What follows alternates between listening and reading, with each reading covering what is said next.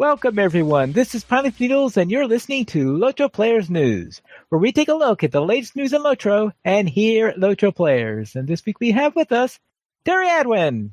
Hi. Erendis. Hey, everybody. And Sanswinda. Hello. Hello, everyone. And we'll begin this week with a little bit of a correction.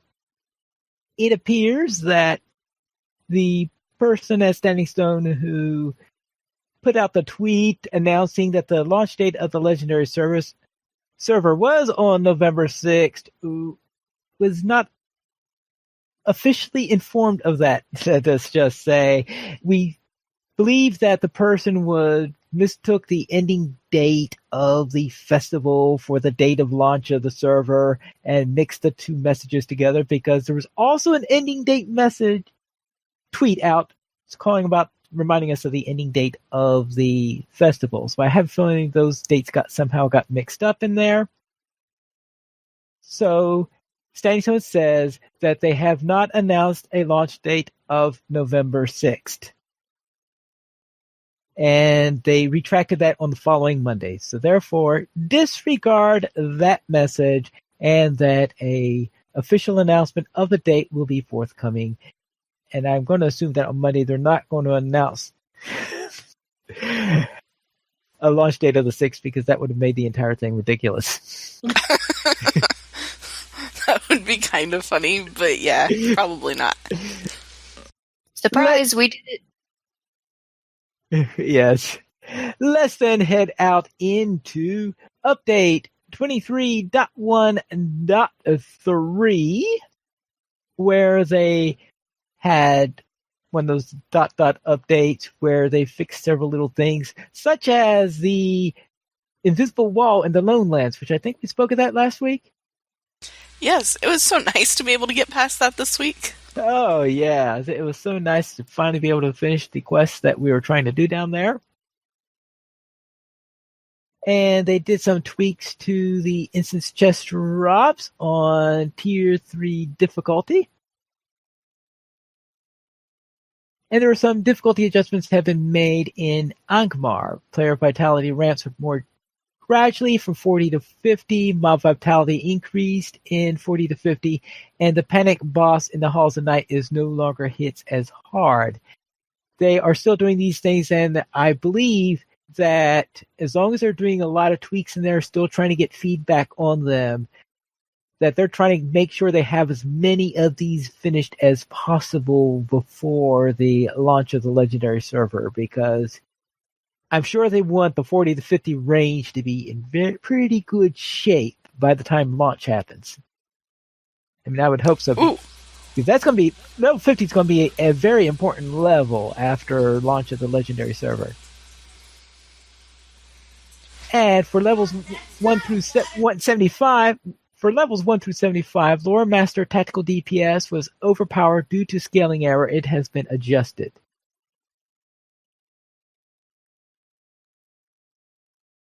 And Otley Spiderbane is no longer hiding behind a well. Okay. But hasn't he always been sitting next to a well? Oh, I guess maybe they made him stand in a more easily visible location, perhaps? Maybe. All right. I haven't been to visit him in a while. Yes. A one-way exit from Eornit's room has been added in the Archet Spider Cave. Woohoo! You can get out faster! That encounter has been there for 11 years, and they finally thought about putting an exit to it. That's awesome. Yeah. The Sleeping Warg nuke in Chetwood has been removed. Apparently, this was one of those fake creatures you sometimes have in an area. So this was just a Sleeping Warg that was in a cave. Was that gap that we could look through and see the Sleeping Warg, maybe? I guess that's what they must have been talking about. I mean, that looked really awesome, but apparently it was creating some trouble with some of the artwork updates they were doing. Yeah, quite possibly.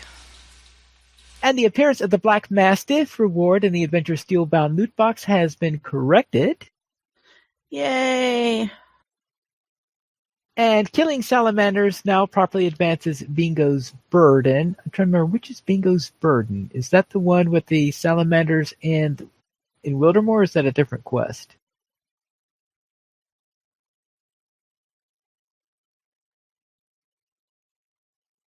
Yeah, because that's the only salamander quest I could think of that involves Bingo Boffin. I guess no one else knows either. Okay, great. Sorry, finally. Sorry, I don't remember. We don't remember it all. All right. Bingo's. Oh, actually, Bingo's burden is strange because Bingo's burden, according to the wiki, is where you go into. Oh, that's right. That's when you go into Rohan at first, and you're supposed to kill certain monsters out in the area. Those salamanders, those salamanders that are at the beginning of Rohan. All right. I never got that far on Bingo. All right. That's probably that we have. I think that includes all the updates. Oh, yes, there is a fix to the friends list / friends list command. And the Glimmer Deep Tier 3 now to be bestowed upon entering the instant. Any comments on any of those updates or anything you want to add? Then let's head into the LOTRO Beacon, where the Blue Cimmerals, otherwise known as Adun, will perform a special theme concert on November 10th, Oaks on Laurelin. And you can, of course, click in for more information in the beacon. And the Zojak is returning player with a brand new LOTRO stream. And a few players have started a Discord channel on the upcoming Legendaries. They already have Discord channels on the Legendary server. People are excited. All for it. There you go. And in the Kin Hall, Devout of the Lidless Eye is or was a level 50/60 capped kinship on EN Evernight. However, in the wake of the Legendary server being announced, they are re-rolling on the Legendary server. They are a mix of hardcore / casual players, and as such are seeking both player types in the aim to do all things from raiding, instancing, kin events, plus socializing. The main focus, of course, will be on instancing and raiding. And there are, of course, more details on the link that's provided in the beacon. So therefore, this is the first time I think I ever heard of a Kin Hall being featured that is closing down. Of course, it's being reawakened on a different It's also server. opening up again. So. Yeah, it'll be opening up on the Legendary server. But so basically a relaunch. Yeah, a relaunch of them. Though I'm not too sure I want to join a kin called the Devout of the Lidless Eye. That would be a great creep tribe. Yeah, it'd be a great. Yeah, that sounds more like a creep tribe than a kinship. Yeah, it does. Let's into our weekly comment. What has been your most favorite part of the fall festival this year? I still haven't done any fall festival. All right. I haven't either. And I really need to. And Sans? Trick-or-treating and looking at the costumes. All right. And my favorite bit is, well, the only piece that I've really done, and that was the finale to the bingo quest that's within the fall festival this year. The going into the Eerie Acres. For our fan site news, we have Ryluniel. That's right. Ryluniel explores Wistmead. Yes, and you can watch The Road Goes Ever On with Gravity. You can watch The Adventures After Dark with Big Ed Mustafa and Ann Dang and the return of Targrim Legacy in the Necromancer Part 10. Oh, the Return of Targrim in the Legacy of the Necromancer Part 10. I think we needed an extra connector word there. And you can see some epic shenanigans with Tesla the Panda and Mythgard and Middle-earth with a Druid's Fire and Ognir's epic adventures in the Great Mountains on Landroval. And in our screenshot of the week, it looks like some people are telling some scary stories here. Provided by Piandao, who posted this week's screenshot. That looks pretty awesome. Yeah. It really does. Looks like I love the little pet bat. Yes, no, Pat. Yeah, that adds a little bit of something to it. So it looks like we have the three witches from Macbeth with the pet bat in there. It's a shame they couldn't have gotten double toil and trouble. Yeah, cauldron. Yeah, that would have been useful if you were doing something like Stormal Methodress, where you have those cauldrons that are spread out in there. Excuse me, can we borrow one of these for a picture? We'll bring it right back. Yes. Now, unfortunately, I think Stormal Methodress is in the daytime, while I think they wanted the spooky, starry night in order to do the backdrop. Yeah, I love the full moon in the background too. It really helped. Yeah, it really Looks helps good. in this situation. And that ends our LOTRO Beacon for this week. So let's go into our store sales. And Teri, what's going on? Let's see. The coupon this week gets you a +5 Hope Boost times 5 with coupon code Hope Boost now through November 8th. 20% off now through November 8th. Milestone skills, hurried and returning traveler, advanced riding traits, and rally horns. Whee! Yay, rally horns. Yay! Back up for the next And girl yay, fashion. advanced training traits. Yeah, but last week's sale had him for 30%. That was better. Well, okay. But still, I like journeyman riding. I was reminded again today as I was passing by the racetrack where I used to get my riding trait. Yes. Then let's head into our site news. And we have another article from Squirrel, who is looking at the Bjorning and what he feels needs to be revamped in there, because the Bjorning is in a rather strange state where, depending on what you're doing, it's either OP, as Teri will tell you, or OP it's furballs. right, or it feels like, really, I can't do anything. Yeah, that's the trouble with the Bjorning is, as he put it, you spend half your time in bear form and the other half of your time wishing you were in bear form. Okay, that was the how Squirrel put it. No, you spend all your time in human form wanting to be in bear form. You do 3 things in bear form and you're back in pants. Yeah, that's Yeah, pretty much. Yeah, that's how Squirrel put it. The idea there is that, of course, that being in bear form is 10 times more useful than being in human form when you're on a Bjorning. And that's not really how you do a balanced class. Now, I noticed that in DDO, they have the same situation where the Druid, I feel like, is a lot more useful in the animal form. Therefore, half the people who play the Druid spend all their time in animal form. Because they don't have to worry about the same thing that Bjornings have to worry about there.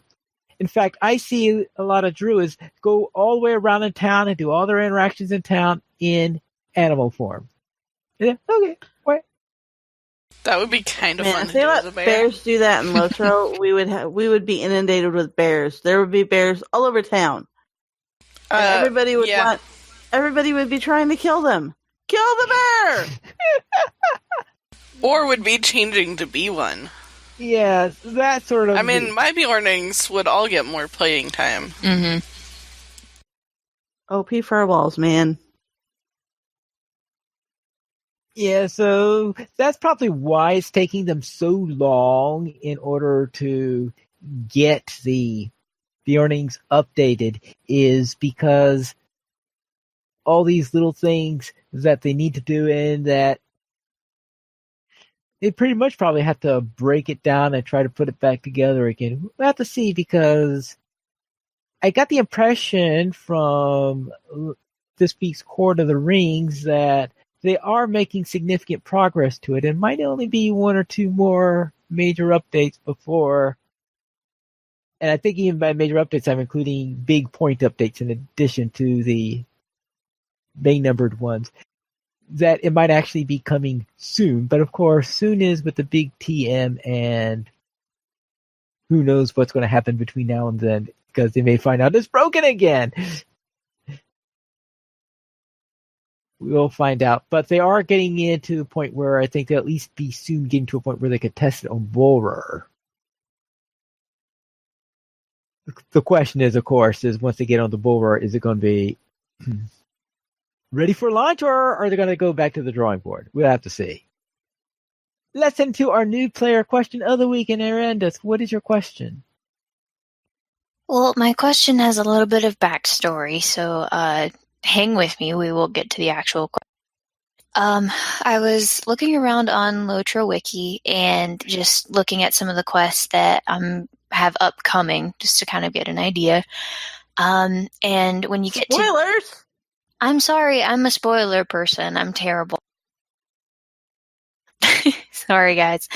It's totally fine. I did the same thing. See, thank you. I appreciate it. I'm not the only one. So, yes, spoilers, I guess, for anybody who's not at around level 50 or 60. But when you get to the prologue for Volume 3, it says that, you do this, that, and the other at level 65. Let me see where to go. No, here we go. It says, upon reaching level 65, you receive a mail message from Pethelin, and then it gives you a letter of what you're supposed to do. And then underneath all that, it says, note, you can get the quest as soon as you have reached level 60 by traveling to the last homely house and speaking with that elf again without having received the mail message. So does that mean that there are parts of the epic story that you can skip, or do you have to do everything in a linear fashion? Okay. We'll begin with the main thing to note is that this is the start of a new volume. Mm-hmm. And new volumes, the start of a new volume is always independent of every other thing into it. So whenever they, for example, will start volume 5, there are no prerequisites for it other than being the right level in order to take it. And it's kind of like other quests where you can take it 5 levels under so that it's super very important, which is kind of fun to do. Like going and showing up and getting your LI at level 45. But it does take a little bit of know-how to know where to show up, because they won't start pointing you there until you're actually on level with the quest. Which is where Wiki is good. Yes. So therefore, you can start a new volume when you reach the right level and go to the right quest giver. There's no problem in that regard. As for other points in the epic story, there are some books where you can go to and pick up the story again without doing some of the prerequisites. For example, in Volume 1, you could start at Book 1, which is the beginning of it. You could skip the prologues if you wanted to. So you could do you do Book 1, and then Book 2. Since I generally do Book 1, I'm just trying to remember, have I ever done Book 2 without doing Book 1? I don't think you get the quest for Book 2 without Book 1, but I know that you can pick up Book 3 as soon as you show up there. Yes, Book 3 you get as soon as you're in there, and Book 4 is the same way. Book 5, you must do Book 4 to do Book 5. But you can pick up Book 6 separately. You can pick up book 6 because book 4 and 5 are linked. They're a single story together. The first 3 books don't connect to each other in any way, really, so they can be independent.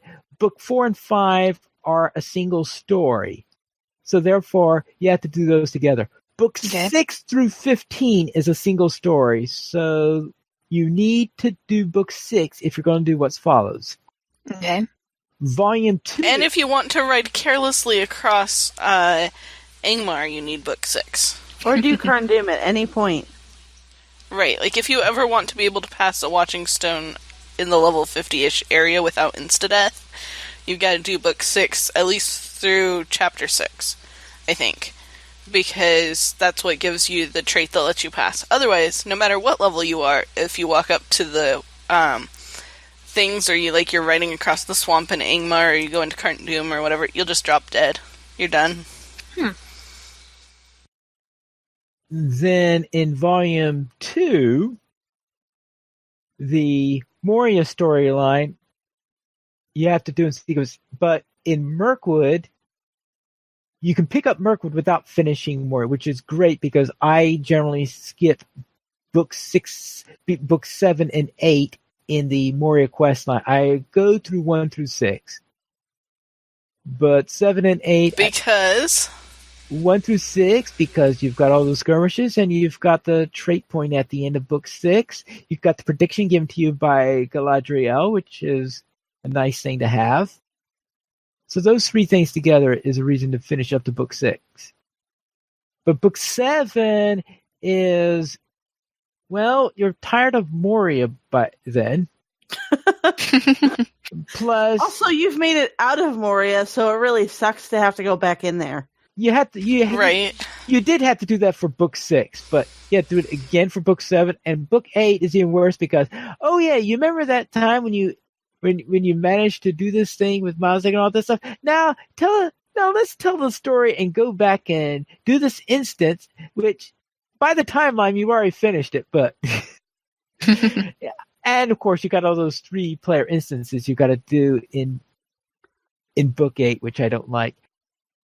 Yeah, book 8 is basically justifying why you've taken Mazog. Well, why book 8 is justifying why book 9 happens, and really, depending on the character, you don't necessarily want book 9 to be happening. For none of my characters so far have wanted it to be happening. And the elves keep blaming me as though I haven't kept choosing against it. Yes, they'll act like it's your fault. Well, there is that. You can't just blame the handy dwarves. No, you can't. Though it's totally all their fault because I kept telling them it was a dumb idea. But would they listen? No. But you can do book 9 without doing book 7 and 8. That was the point of that, and I usually take that option because obviously I'm Pine Leaf. I'm going to have to do book 9 because you need that for Skirmisher Middle Earth, and you need book 5. You need books 5 and 9 in order to get Skirmisher Middle Earth. So I obviously have to do both of those. Then in Volume 3, I don't know all of the on-ramps related to Volume 3 since I've never studied that intently, but I presume that there are a couple of points where you can skip, and I think there are others I'm pretty sure you can't skip, so I don't know them off. I don't know, have any of you ever studied?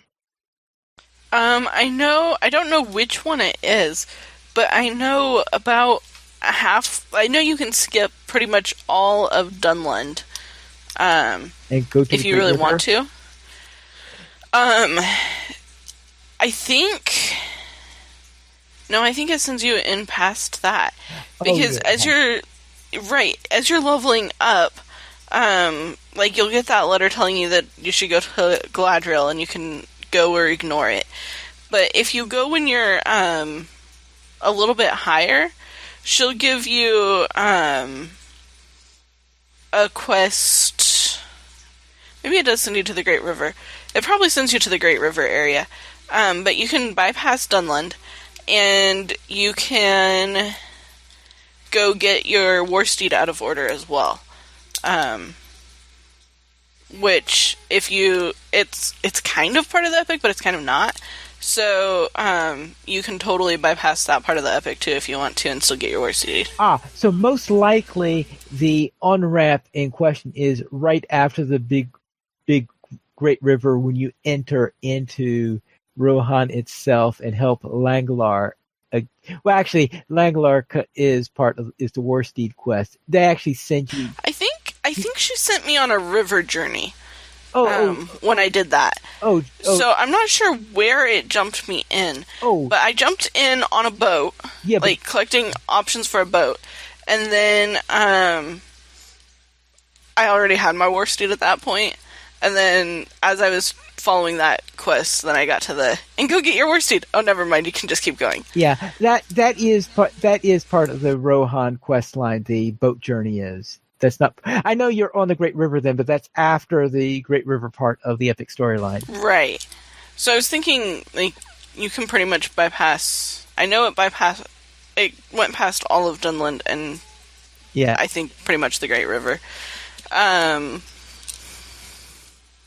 feel like there's one other place where you might be able to get on, but I'm not sure if that's still Volume 3 or if that's going to Volume 4. If any place, it could be. The second half of Volume 3, when you go into Western Rohan. Yeah. So Western Rohan sounds like a place that might do it. Yeah, because if you're at the right level, you can just pick that up right there at the river. And you can actually skip Wildemore. Yeah. Yeah, if you picked that up, you would skip Wildemore completely. But I don't know if the Wildemore bit of the epic has its own on-ramp. I know Wildemore itself has its own on-ramp, but I don't know... No, because that was the reason that I picked it up at the river journey, was because that was the closest on-ramp for Brindley, who was trying to catch up with you on the field trip. I've got to say, though, if you ever do that, just beware. There will be a point where you will be sad. Because if you've skipped pretty much the whole epic to that point, you will get to the point where they ask you to tell a story, and the only option you will have is, I have no story to tell. And that's kind of really sad, especially when the elf then turns around and says, everybody has a story to tell. I was wondering why they had that option. And I didn't realize it's because that it was theoretically possible to get there and have no stories to tell. Yep. And that was really sad. I was like, I could tell you about all these other cool things, but no, they don't count as stories to tell. Then, and you have Volume 4, is of course going through the Paths of the Dead, and there are a couple of on-ramps into there. I don't remember where all of them... I believe there's one right after Pelennor. There is not one going into Mordor because I remember I always have to do the Host of the West before I can go into Mordor. Yeah. So that is an on-ramp that they created with Mordor. Because before you had to go back further to start it. Yeah. Yeah, that's right. They added that one because it felt you had to be there at the battle at the gate in order to be able to open up Mordor, because otherwise the whole thing wouldn't make sense. Right, and you can get into Mordor, but you will die trying to get back out if you have not done that part of the epic. So, not that I did that ever or anything.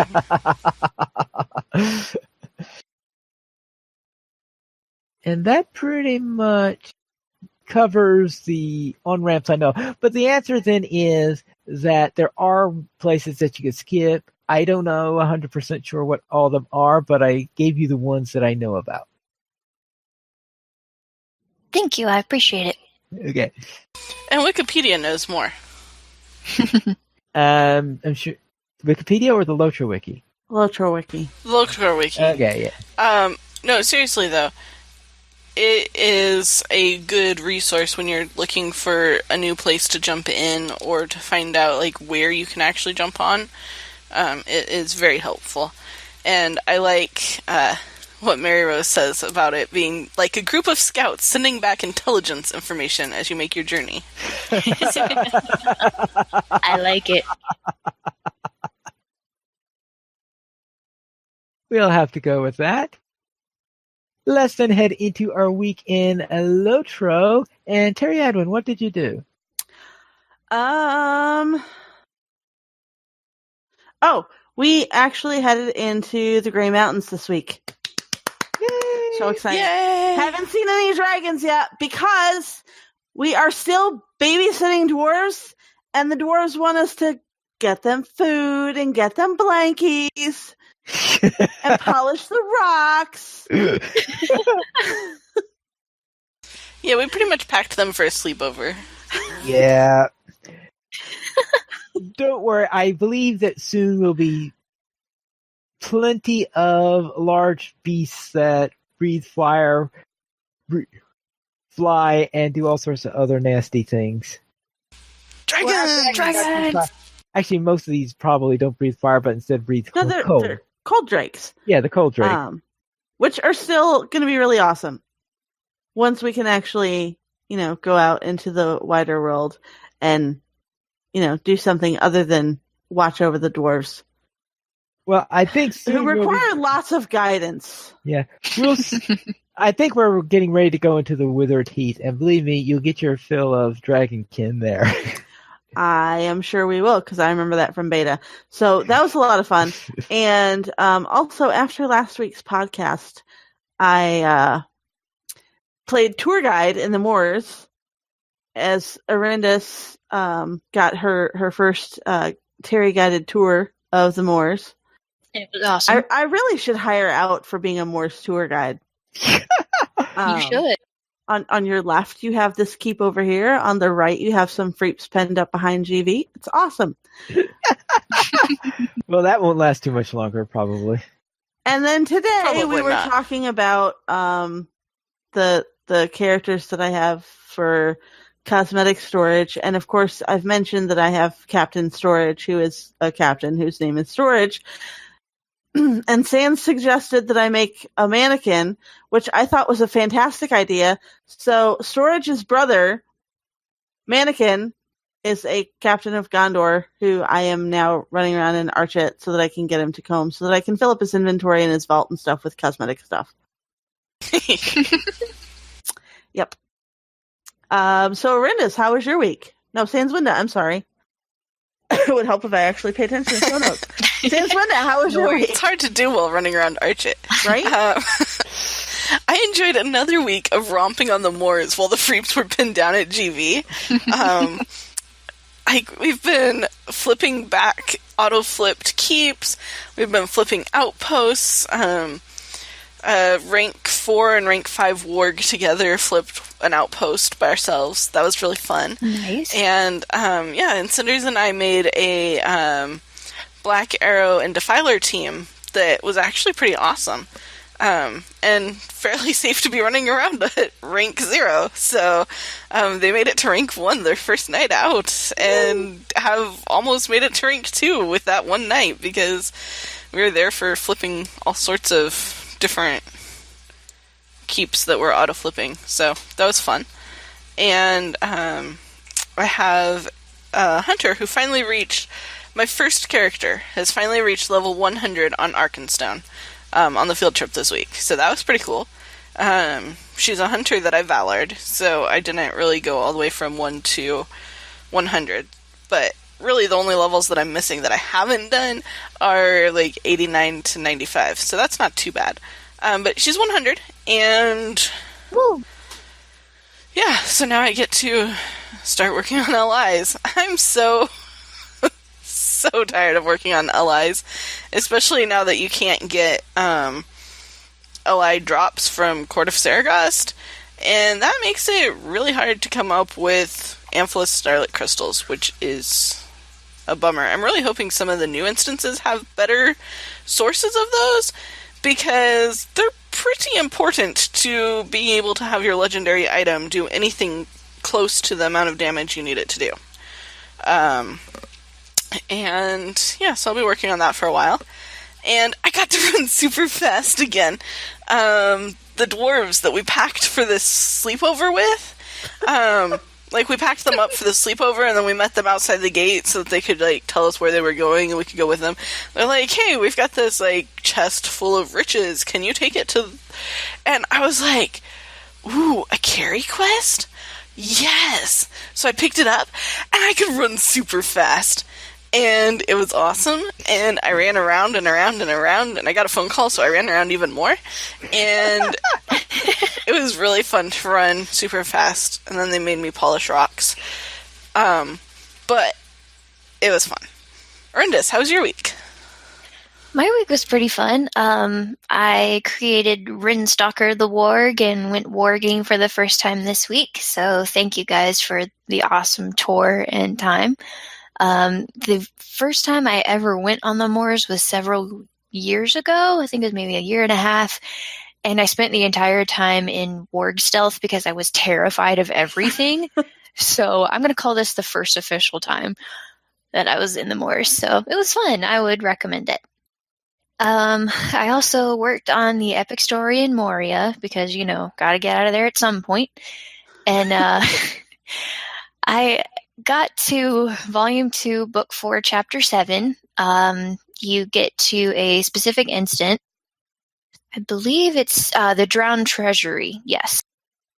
And I'm about maybe 3 or 4 levels under where I'm supposed to be for that quest, but, minor details. And it's a fellowship quest instance, so minor details. It went about as well as you would think. I still haven't finished it. I got lost and then couldn't advance anymore, and so I just had to quit. So I'm gonna keep trying, but we'll get some interesting fails out of this, I am sure.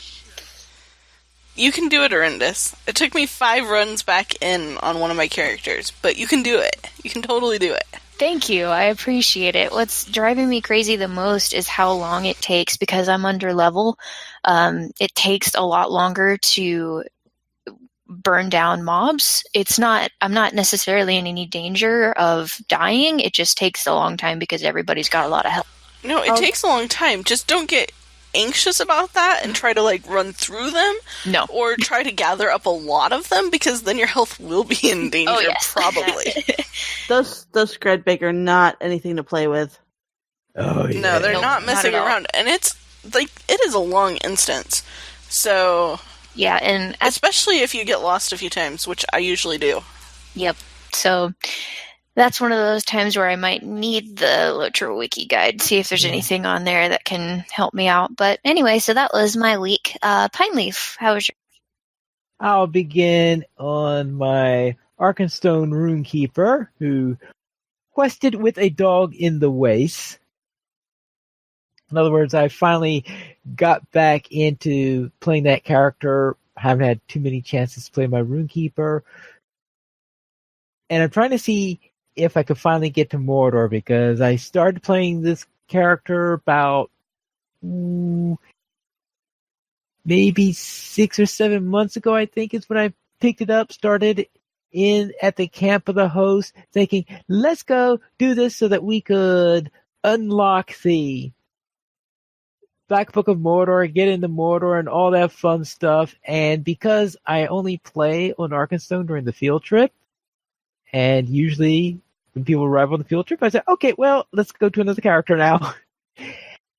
I've got to start playing the character a little bit more, maybe before the field trip or something like that, so that I can actually get up to Mordor. But right now, I got to the point where you do the quests in the waste with the dog. I know that's not part of the epic, but it's a free cosmetic pet, so therefore I go and do that series. And I'm up to the point where we're reaching the next location in there. We're supposed to go all over the place in the waste in order to scout various places. And then maybe I could finally get to the camp at the Black Gate and unlock it. We'll find out. Then I learned that in the quests in the Black Book of... is it the Black Book of Mordor, or is it the side quests in there where you have to go into Nori's room. And at some point, you're given this spare key to Nori's room in order to get into there.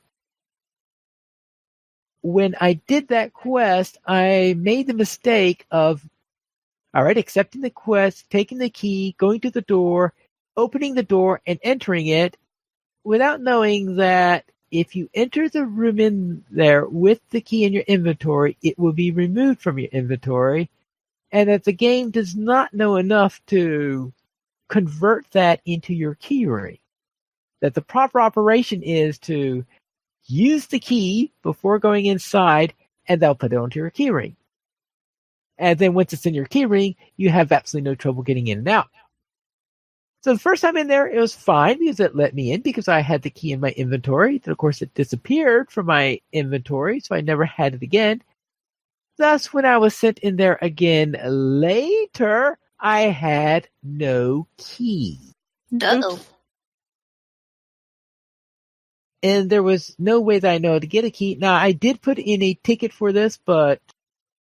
Yeah, because that should be some sort of auto-consume thing if you've got to use it multiple times. Yeah. Yeah. I managed not to be able to get an answer to the ticket, so the GMs must have been too busy doing something else or whatever, so I never got a way into there until, as I was waiting, trying to think of something to do. Actually, what I did is, while I was waiting in there, I was thinking, well, how am I going to handle this? Now, this is a character on which I am doing a YouTube video series, so you can imagine it's a bit tough. And it's my main character. So for two reasons in there, I don't want to lose out on getting it. So it's going into there saying, okay, what do I do now? I decided, all right, I'll go to Dale. I finished up the quest there where you talk to the Boy King. Then I came back, dawdled around in there, and eventually, just about when I was giving up, somebody else on one of the quests in there ran by, opened up the door, and I just ran in after him because you can go through the door once it's open. You just can't open the door. Hooray for loophole. Right, because you're only required to be on the quest in order to go through the door. But in order to open the door, you have to have the key in your possession or in your keyring. Yes, they really should fix that. And speaking of keys, on the Gladden server, on my warden there, now this is, see, my warden on Gladden is about 107 right now. And the only key I had on my keyring is the Book 7 quest. It's the Book 7 keyring, the one that goes into the outer gates of Karn Doom. That's the only key that I had. And actually, I heard that there's some people in the Rangers of the West who didn't even have that key. They decided then this would be a great night for doing skull key runs. For the Great Barrow. Right. So we went into there and ran the first two instances in the Great Barrow. So now I have my skull key. So if you ever needed to do the third quest in the Great Barrow, I'll be able to do that. That's never a bad night for the Great Barrow, really. Yeah. Then let's head into our news beyond LOTRO, and we have another article by the Antipodean writer, another wallpaper, and this time we're going to Thorin Song, Break of Day, stanzas 1 and 2. And it looks really cool. Quite a wallpaper here.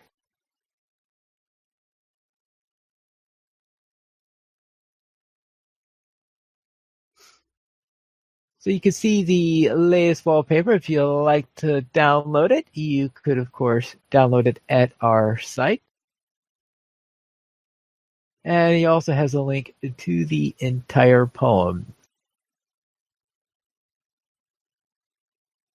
For context. For context, yes.